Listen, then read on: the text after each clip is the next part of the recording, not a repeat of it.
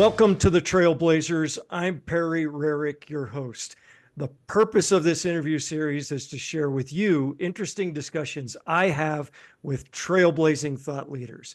They're innovative, thought-provoking. They're not afraid to challenge the status quo, and they serve as vanguards for positive change. My guests today are Erika Morris and Abby Sorensen. They are each the Director of Business Development and the Senior Manager for Commercial Operations in a contract development and manufacturing organization serving the pharmaceutical industry.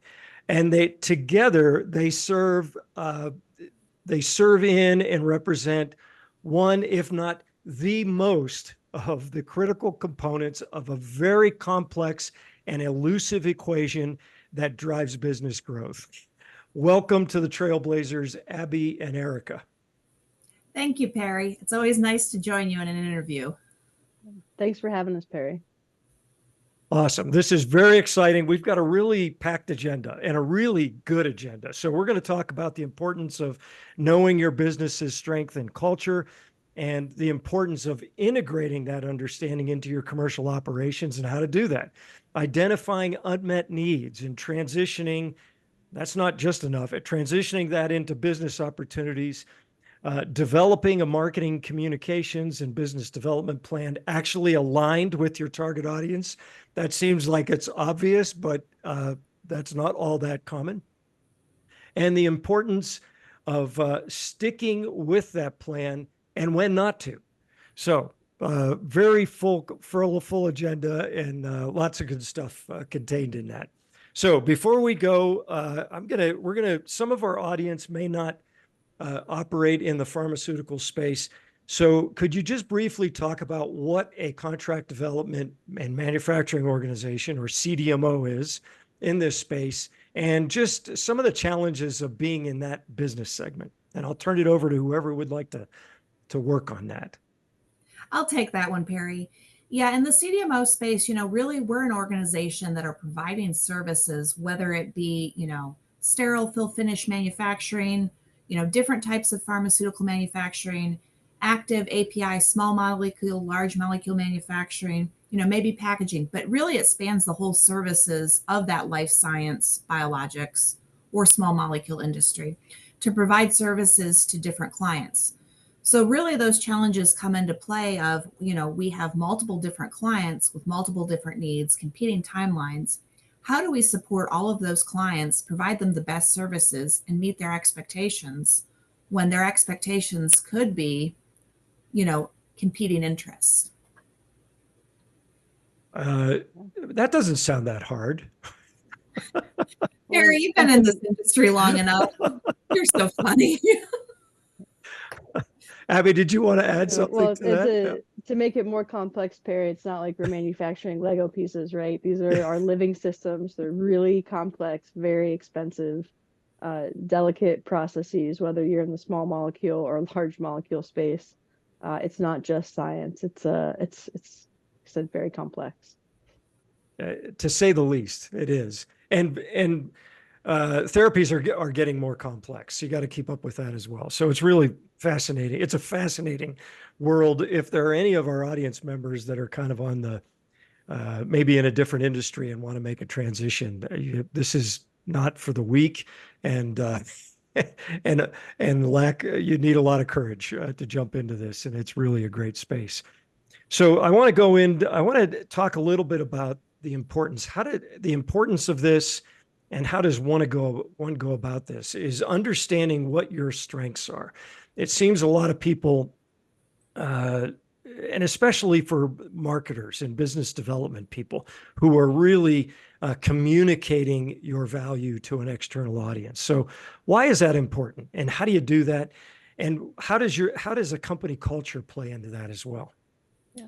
Perry, I'm going to turn that question on its head a little bit and maybe start with the importance of understanding your weaknesses, right? So there's no CDMO or equipment manufacturer or service provider that is ever going to list on their website, we have a poor quality system, right? Or we're not so great at meeting timelines, or we're really expensive, right? Everyone basically says they all have the same strengths, right? In the CDMO space, we're committed to quality, we're flexible, we're attentive, we have the best scientific team.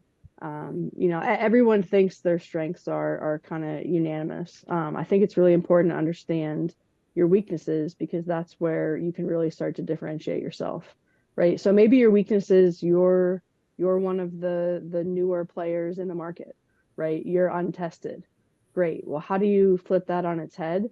You say you're starting with a fresh slate, haven't inherited any of the legacy problems of your competitors. You've kind of built an all-star team who have learned from all the different mistakes of their past experiences to build this, new purpose-built company. That's one example. So really kind of being honest with yourself and understanding what are our weaknesses, and not how do we overcome them, but how do we market around them and even kind of leverage those to your advantage. I think that's a good place to start. Yeah, I think you're exactly right, Abby, too, because with that being said, you want to know what your weaknesses are, but what are you also really good at? So if you're good at it, like let's play into that and then help maneuver around those weaknesses. Sometimes CDMOs try to say they're good at everything, but the reality is they're going to be really good at one thing and average at best on the others. So play into those strengths, but then also address the weaknesses up front so that you don't have any surprises. Right.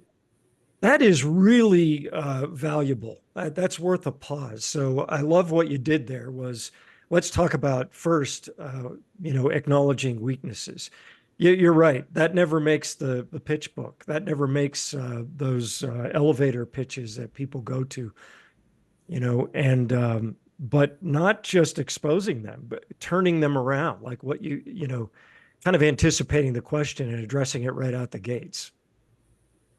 Yeah, and if anyone has a question, that was my cat Yachty, who I've not seen all day, but he's really interested in talking about marketing strategy. And you know what? And weakness maybe is a little bit of a strong word, Perry. It's more of a staying focused, right? So, for example, if you're a CDMO and you have not done a particular process or maybe worked with a particular cell line or particular modality, it's okay to say no to an inbound lead or someone you meet at a conference who asked if you can do that, right? I think us as marketers and BD people, we have an action towards yes, right? We want to please people, we want to help people, but it's okay to say, actually, my company doesn't specialize in that. If you still want to talk, great, but you'd be better off, talking to X, Y, and Z, right? And then those X, Y, and Z, either competitors or adjacent companies will refer you people who are not in their sweet spot too. So it's really just being honest with yourself about your core competencies and going from there. I think that's a really fair point, Abby. I mean, the reality is, BDs are out there, we're wired, we're competitive, we want to win, we want to bring on those new clients. But the reality is sometimes you do your best business when you're honest with the client. There's the right time and place to stretch and push the company, but then there's also a right time and place to, this is where our core competencies are. This is where we do really well. Let's do some projects for clients. Let's be really successful. And then let's try to push that envelope and do a little bit more. But having those early successes and, right conversations with the clients, to me, that builds, more value and more trust in the market by putting them in a position to be successful rather than know that they're going to face challenges.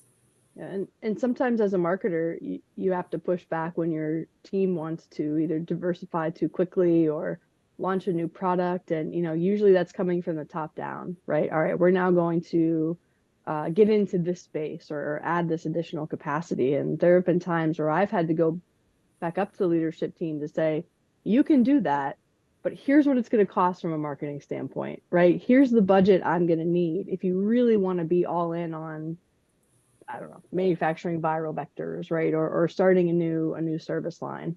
And that has been eye-opening, right? We're not just going to do this with our left hand because we've had a couple clients be interested in it and we think we can make some money. Like either go all in or don't. And here's what it will cost.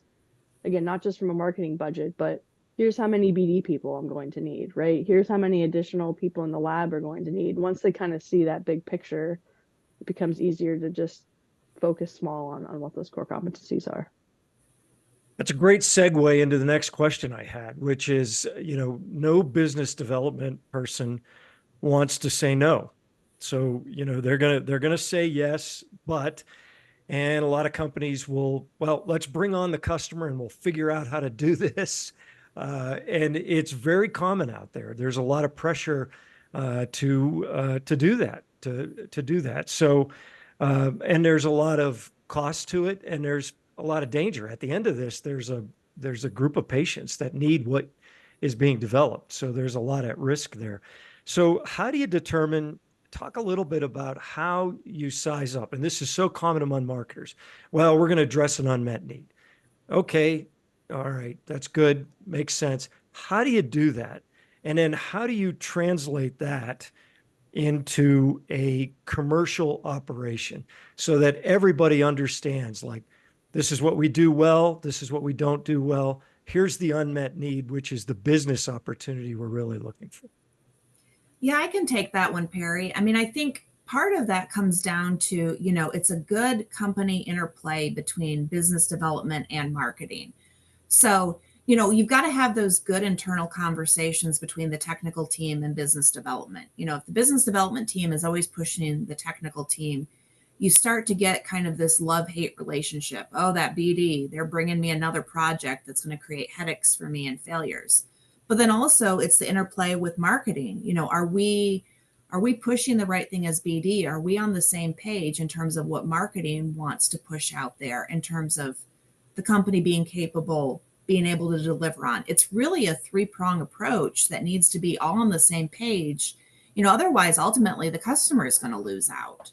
Yeah.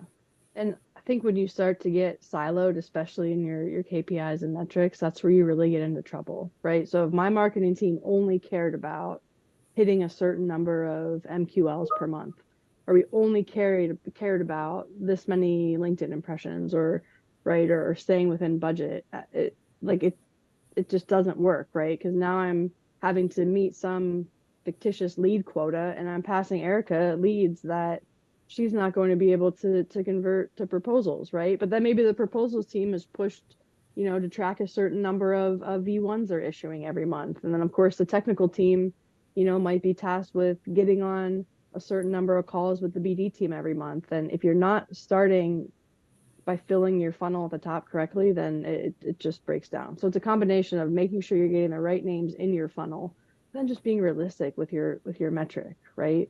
I mean, Erika and I worked for big companies, small companies. There's no right way to measure number of MQLs or, even dollar amount in the pipeline, right? It's so easy to manipulate those metrics to make yourself look busy and productive. And at the end of the day, it's how many clients have we signed? How busy is the site? Not how many website leads did we get, right? And it So goes. I'm sorry. Go ahead. Follow up on that, Erika, and then I have a question too. Yeah, and I was going to say it goes one step farther than that as well, because we talk about the technical team and marketing and BD all having an interplay, but there's also that interplay to project management. Once that's handed off to the project managers, is that project manager set up for success? Do they have the information, the background, the information needed from BD? Are they set up, even to go as far as the personality of the client to be successful? Because again, if you fail at that handoff, you're not going to fail. You're not going to be successful in the end. I'm hearing more and more of that lately when I talk to people out in this industry, which is this, we used to be challenged by integrating marketing and sales. That was always a broken integrated component. But now it's like there are more people you need to be able to integrate your thinking and operations with. You mentioned project managers. What are some others? I think ultimately I've seen, in the course of my career, the expectation is everybody's siloed. You do your job, you stay in your lane, it'll be successful. But the reality is, I think the most successful projects are when you organically are working as a team, all the way from marketing down to the delivery at the client on the manufacturing floor. Because what BD is telling a client, it needs to resonate all the way down to who's doing that final work. If there's a disconnect and there's not that understanding, ultimately you're going to have a failure and breakdown of internal communication or delivery to the client. So it really goes, to me, silos never work well, but the better you can integrate and communicate across the teams, it's a better delivery to a client every single time. How do you unsilo your organization? I knew that was coming. I knew it. When I think about that analogy of, things stuck in a silo, it's not a very pretty job to lower somebody into a farm silo and loosen up all the grain. But so how do you do that in an organization? Is it just a matter of redefining the KPIs? It's something you brought up, Abby. Yeah, that's part of it. I mean, the boring answer is, right, transparency and over communication, right? So for example, my marketing team and kind of my role, which really sits between marketing and sales into the commercial ops, is helping manage the pipeline, right? So I have full transparency into what's happening with every lead we kick over to Erika and the business development team. I'm always shocked when marketing doesn't have any insight into revenue forecasting, into pipeline modeling, it's like, nope, it's just their job to throw the leads over the wall, and maybe some get caught and maybe some don't. So that's part of it. And I think part of it is, gosh, Eric and I spend a lot of time talking, right? We've worked together for 6 months. It feels like 6 years, right? So there is no having to go into Salesforce or whatever CRM you use to learn what's happening with a client or a lead, right? It's a constant, ongoing conversation. Yeah. And I think that even comes down to company culture because, I've been in companies where, you have leadership changes and then they say, okay, we're going to break down these silos. But ultimately, it's the culture.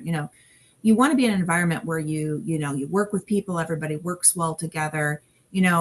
Abby and I are kind of yin and yang, but I don't see Abby being able to do her job in marketing well if she doesn't know what's going on in BD, because what happens in BD, it's a result of successful marketing, and successful marketing is happening because, BD is being successful, which ultimately means everybody at the site is delivering on what BD and marketing has started that conversation. So, but you have to be in an environment where, you have that freedom to operate.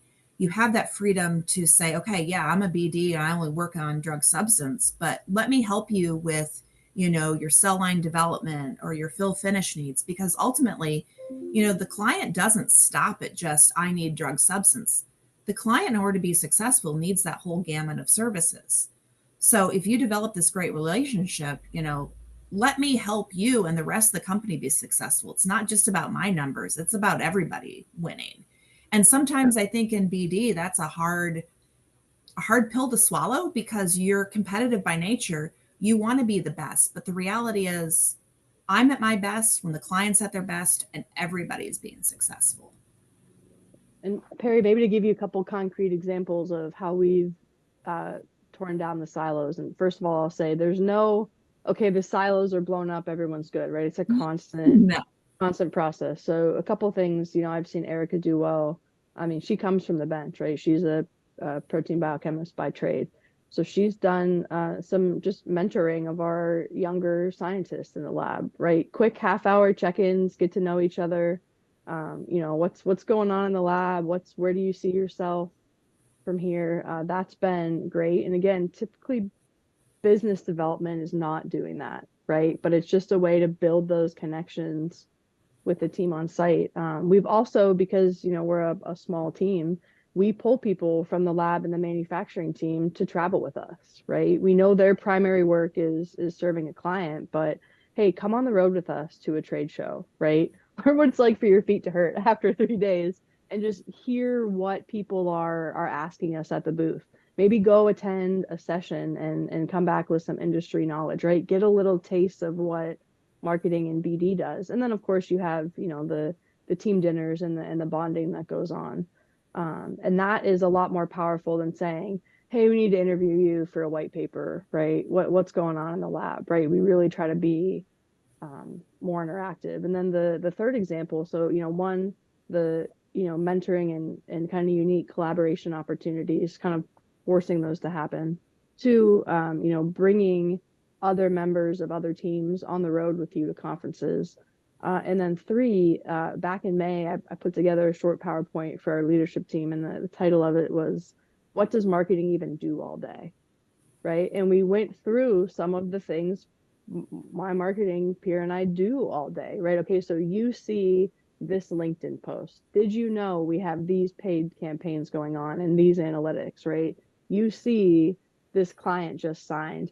Here are the 25 different touch points marketing had with them along the way, right? Because it's easy to understand what a scientist does, right? They're running that test, right? They're completing this process in the clean room, but it's a lot harder for the technical team to understand what the heck we do with our time all day. So I think that's a valuable exercise for any team to go through.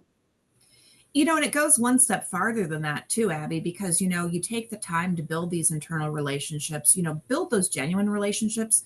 The reality is it's another avenue of marketing and business development, because those technical teams have different industry connections. They have different touch points. And so when you build that relationship and you help bring those teams up as well, it's another outreach. It's another marketing opportunity. It's another soft touch to, again, ultimately go back to the business development and the marketing, that it is value added, even though sometimes people say, hey, it's not, why are you talking to the scientists? Why are you involving them? But the reality is it's all a kind of a circle that goes back to continuing to build the business. Yeah. And the C-suite needs to understand there's not going to be instant ROI from any of those activities, right? You can make an argument that no, scientists need to be working on billable client projects 110% of their time. And Erika needs to be focused on selling 100% of their time, and I need to be focused on lead gen. But you can free up 5% of your time to build some of these connections. And I promise they're going to work out long term. Not everything has to be measured, right? Not everything has to have that quick win ROI. Right. And sorry to keep, going back to this, Perry, but at the end of the day, this is about employee retention too, and employee happiness. I mean, we know this is a volatile job market, people turn over, they leave, but if you have happy employees, you have retained employees. And part of this is about employee retention and growth and opportunity. And so you silo people. Sometimes silo people are unhappy people.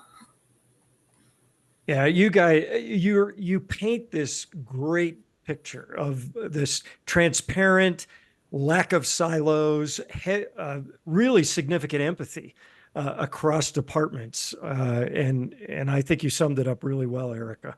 And that creates a great work environment where people want to come to work every day and work hard. All right, so in this great workflow that you just described, this culture, I'm gonna call it a culture, okay, with workflows inside of it. I want to ask you a few questions. So, Abby, you talked about you don't have to measure everything, but a lot of times executives, they go, well, I gave you all this money. Where are the sales? And they jump all the way to the end. And we know that the buyer's journey is much more complex, a lot of touch points from the buyer in that. What do you measure? You don't want to measure everything, but what do you pay attention to see if you're on the right track? Yep. What's the quote? What is measured gets managed. Yeah. Right. You can spend a lot of time putting together dashboards and reports and really trying to market your own marketing department up to the C-suite, right? What I've learned is, so it's kind of there are two ways to prove that ROI.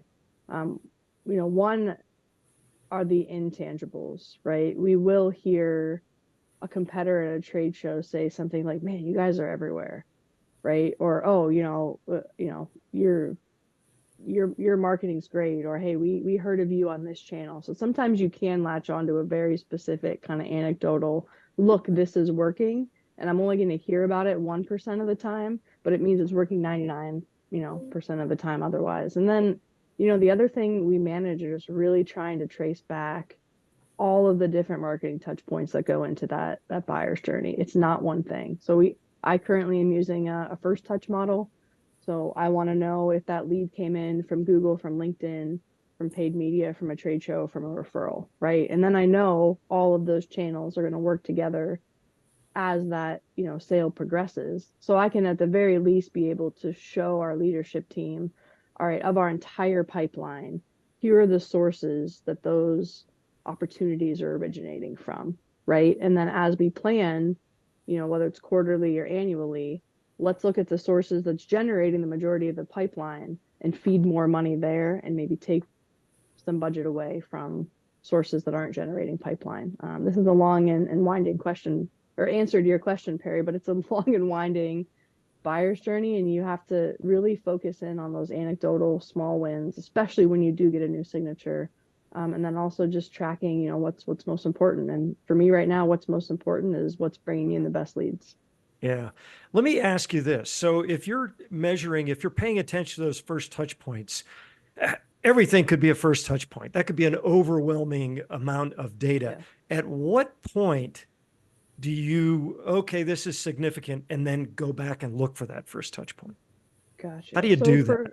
Yeah, so for us, I guess what we considered a qualified opportunity is either an initial call with Erika, or willingness to sign a CDA, something that shows more intent than I downloaded a white paper or I visited your website. I can see all of those things, but it's really the first time they have, a human intentional interaction with us.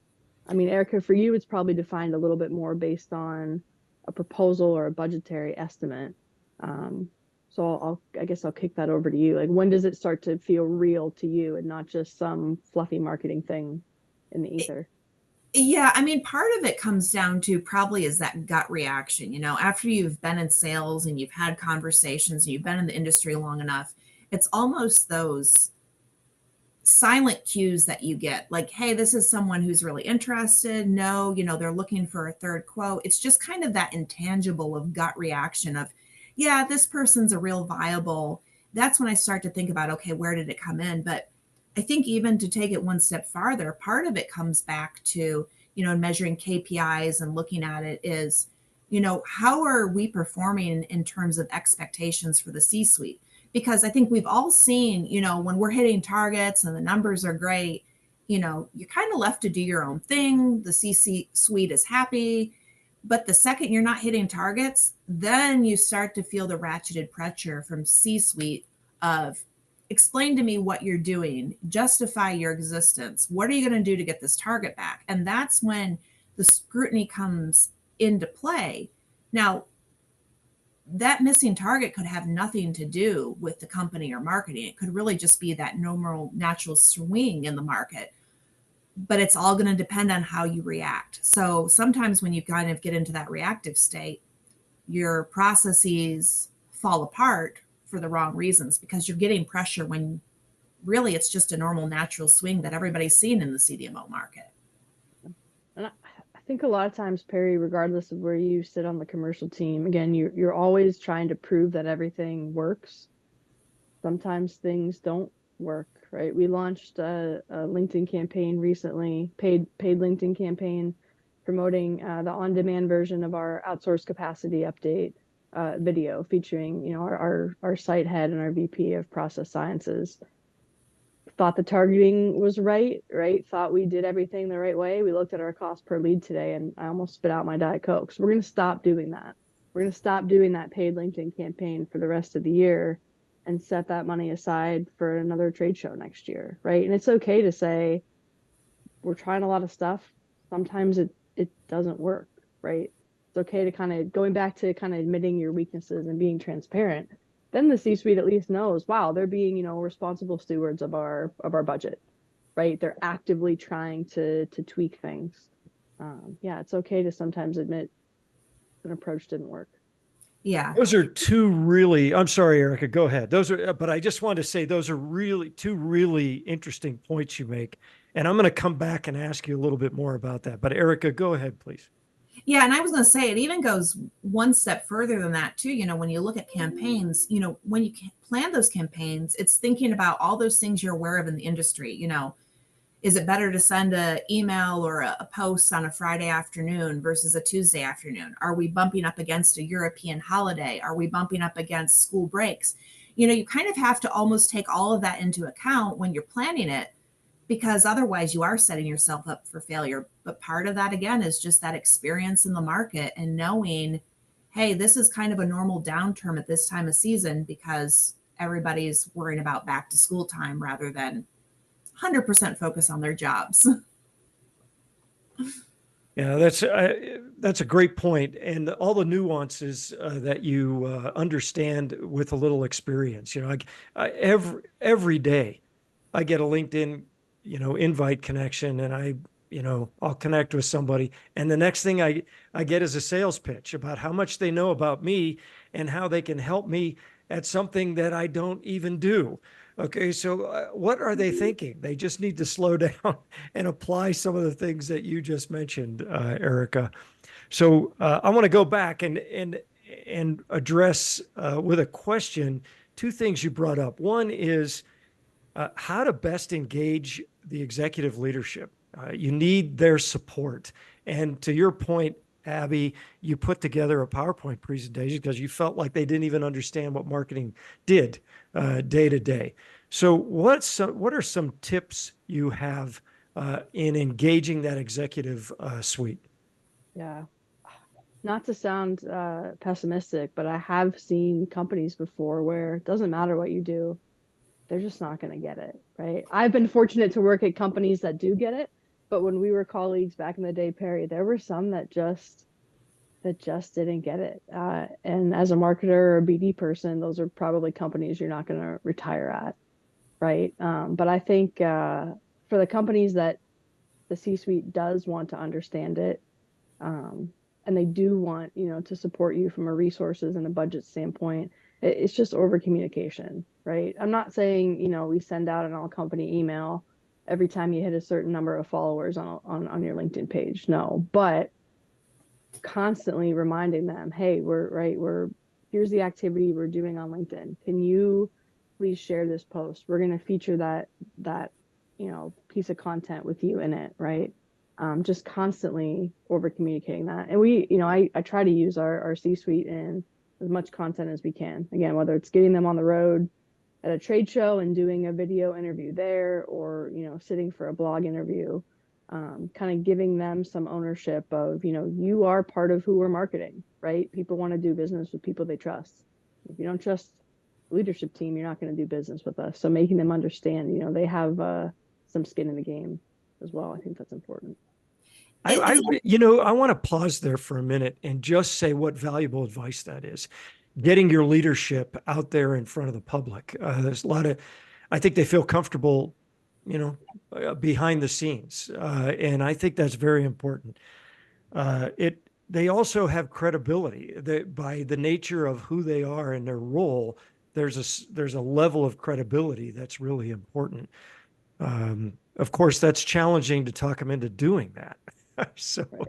yeah. Right. And sometimes, and sure, massive, public companies. I don't think Jeff Bezos is stepping out onto the trade show floor with Amazon, right? But for the most part, in our world, there's kind of no company too big to just make your leadership team personable to your Yeah, clients, right? I would That's agree. not too hard. Yeah. Erika, did you have something to add to that?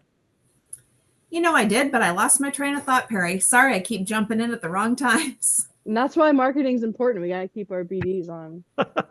Right. I'm kidding. I mean, the one thing I was thinking about too is part of it though is, when, C-suite makes a decision like, hey, let's cut funding because we need to trim back, it's not being successful. Part of it is also showing them the data of these are the consequences of you deciding not to do the spend, because sometimes, you do really have to, in order to deliver that message, show the negative consequences. These are long sales cycles. You also have to be continuing educating them. So in some ways, the C-suite are also clients of the BD and marketing team. And that's the key. Like we're equals and we're both striving for the same thing, but you have to approach them the same way you'd approach a client. You have to educate them. That is brilliant. I really like that. That is so important. And after all, shouldn't the marketers and business development be the best communicators in these companies? You should be able to do that. It's just a matter of seeing them as a, to your point, a customer and communicating that way. That's And that's true. really You know, good. that's true, Perry, whether you're talking about the C-suite on your internal team or at a client, right? There is no one persona for an executive leader, right? Like I know my CFO and finance team are going to be excited to know I'm stopping spending money on a broken LinkedIn campaign, right? I know that they probably don't care as much about the case study we're working on, about a really, unique thing that the process sciences team did, right? So it's understanding and kind of targeting and segmenting who you need to influence both internally and externally. It's not one email, it's not one campaign. It's ongoing, and again, has to be targeted. Great. All right. So I want to go back to something you said earlier, Abby and Erica, both of you. You stopped the LinkedIn campaign. What else have you discovered in your careers? I'll let you determine how far to go back. That you said, let's stop doing this. This is just a waste of money or a waste of time. What are some of those things? Oh, I've so many good war stories. I would say to anyone listening to this episode, go into your CRM, go into wherever you house your marketing database, pull a representative sample size, whether that's 50 names or 100 names, and actually audit whether those names are the people you would want to sell to. So I've seen these email lists that just become this massive tangled mess of Christmas lights over, it doesn't take long. It can take 6 months, right, of feeding garbage in. So I have had to completely stop any type of email campaign, nurture campaign, any outbound email until we get that list in shape. And it's a horrible, ugly process. It's a lot of rolling up your sleeves. It's a lot of, weekends and nights doing it. But yeah, I've seen people just completely neglect their databases, but continue to send emails to a bad database. Yeah, stop what you're doing right now and go audit your database. I've I had think this. I'm in some of those databases. Yes. Yeah, exactly. I've had the exact same problem. I mean, the thing is that database is key. And sometimes, business development, they get into that KPI ask where you've got to put in X number of entries, X number of information, you start tracking all of that. But the reality, all you do is you gum up your marketing campaign and then you have to untangle it. If you don't untangle it, then essentially you're undoing all of the positive work that you've done. And it goes one step farther to that. Are you reaching out to the right people, and are the people you're talking to interested? Business development people can go down the path, they're like, I'm going to make this sale no matter what because I'm the best BD in the world. The reality is you've got to know when to say no and walk away, and you've got to go put your time and attention and effort into someone that where you can be successful. You can't make everybody buy everything from you, but know when to walk away and say no and go spend your time on more valuable activities. Yep. And Excellent. so another, thing we've stopped doing are certain trade shows, right? It's easy to get on called the trade show hamster wheel, right? All right, it's March, we're going to this event. All right, April, we're going to this event without saying, whoa, should we be at all these conferences? Yes, we need to go to some, right? And maybe we need to try new ones, but why are we really sending 6 people to this show with this size of a booth? And sometimes the answer is, well, that's just what we've always done, right? Why are we, hanging an overhead sign at our booth to the tune of, a new house payment, right? When we could be hosting a happy hour or doing something more strategic digitally. So I see people get really stuck in ruts with trade shows and have this illogical fear of if we're not there, or if we're there but we have a smaller presence, everything's going to fall apart at the company. I think going into 2025, I'd really challenge marketers, understand what shows you really need to be at, how many people you need to spend, and then what your strategy is You're much better off with a smaller booth or footprint or smaller sponsorship and a more proactive approach to meeting setting, or even, setting dinners with clients, than you are just wasting money on big activities there. Sorry for the trade show rant, but that Well, hamster wheel's hard to get off of. and it's a fair thing, Abby, because I mean, there's nothing more true than that, than it's the keeping up with the Joneses in the CDMO industry. You want to look like you have the newest and the flashiest stuff to attract clients. But, as a client, maybe you need to sit there and look, is this company spending more money on marketing and the flashiness to keep up with the Joneses than actually delivering for me? Right. Yeah, you'd be better off paying for prospective clients to come visit your site, right? Or taking them to dinner or showing them behind the scenes, as opposed to, serving fancy coffee in your booth or something. FOMO is a powerful motivation, isn't it? Fear can really drive us to do things that don't make any sense. Anything else in that category of things that you'd stop doing?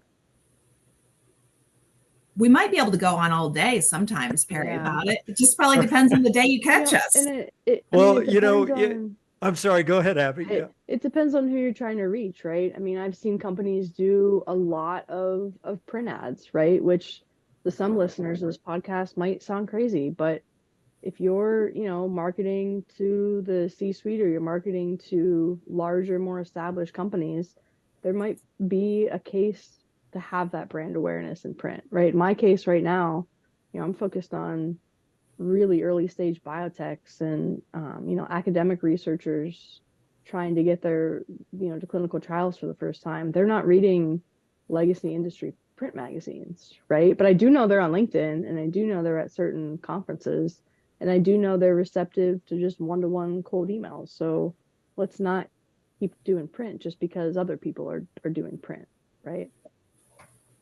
When I asked you to be on the Trailblazers, I knew that you both challenged the status quo. So I really love your answers to that last question. So thank you for the transparency, unvarnished opinions. So let's transition to advice that and some of what you said would be advice on what to do. But there are a ton of marketers out there who are frustrated, B2B marketers in CDMOs or other service providers in this space in life sciences. And so what is some general, I'll really open up the aperture here. What is some general advice you'd offer them? That's a tough one, Perry. I mean, I think the approach that Abby and I take is based on our experience. And I think, even as I come into a new company, part of it, you have to change your expectations, one, to fit in with the culture, but then also fit in with the type of clients you're attracting. Again, if you're working for C-suite versus academia, it's going to be a little different. Sometimes I think back to my friend who's in marketing for American Legion. That's a totally different demographic. Print works there, digital doesn't work. So part of it's just about knowing your environment and getting a feel for it and having that sense and level of experience.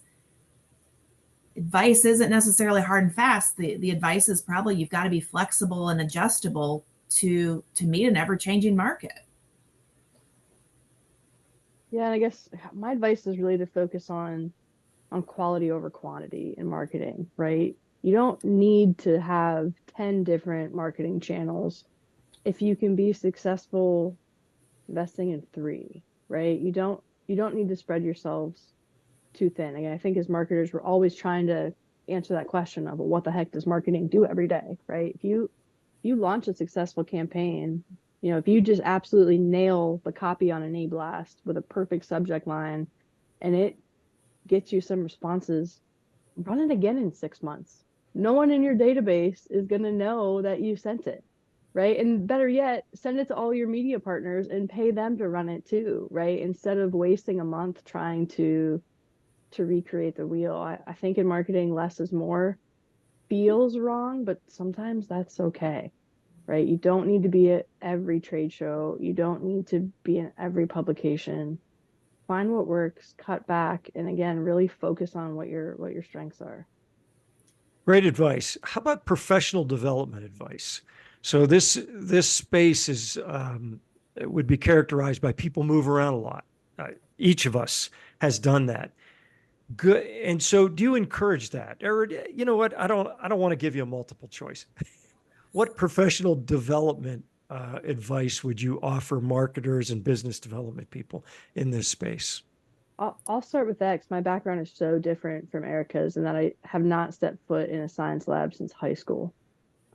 So I've really tried to focus on learning the industry, and enough to be dangerous, right? I mean, there was a time where I had flashcards of vocab words on my desk, right, for scientific processes I didn't understand, right? I have had to ask Erica really 100 level questions about biotech and bioprocessing to understand what a website inquiry is even asking before I know whether or not to qualify it, right? I've taken some online certification courses. I read a lot of articles from, outlets like Outsource Pharma or Bioprocess Online. So I've really tried to teach myself anything not related to marketing. And having someone like Eric on your team who's willing to do that mentoring is invaluable. But no one's going to bring it to you, right? So if you're a marketer and you don't come from the industry, you're going to have to figure it out and learn it. Thanks for the kind words, Yeah. Abby. I mean, honestly, I mean, part of that professional development is stepping outside of your comfort zone. I mean, the reality is it's really easy to say, I don't have time in my day to give Abby 5 minutes. But the reality is that's a selfish way to look at your career. Because again, it goes back to the earlier part of this conversation. You invest in that time, you invest in those internal clients. Abby is an internal client of mine in business development. But ultimately, the strength and the investment you put into that relationship and her growth ultimately benefits you and the company as well.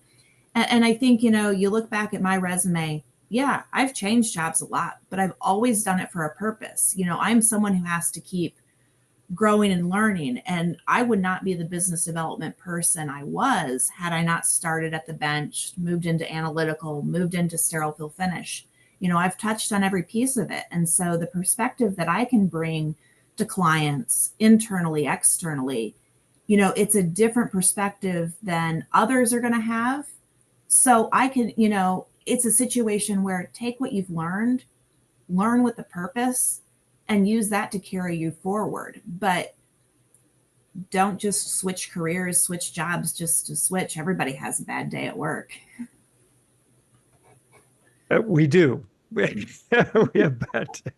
So great advice. It rings so true. I hear that coming up from some of the best in this industry about understanding, filling the gaps, for lack of a better way of saying it. Go out there and learn something you don't know, and it makes you whole. Really good stuff. So how can our audience contact you?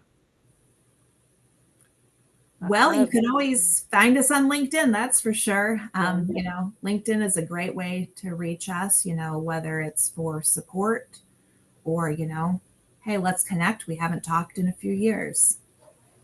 Yeah, I love LinkedIn. It's getting a little oversaturated with some of those angsty salespeople, like you said, Perry. But for the most part, my in-mail and my connection requests quantities are far lower than what my inbox looks like. So yeah, it's LinkedIn for me as well.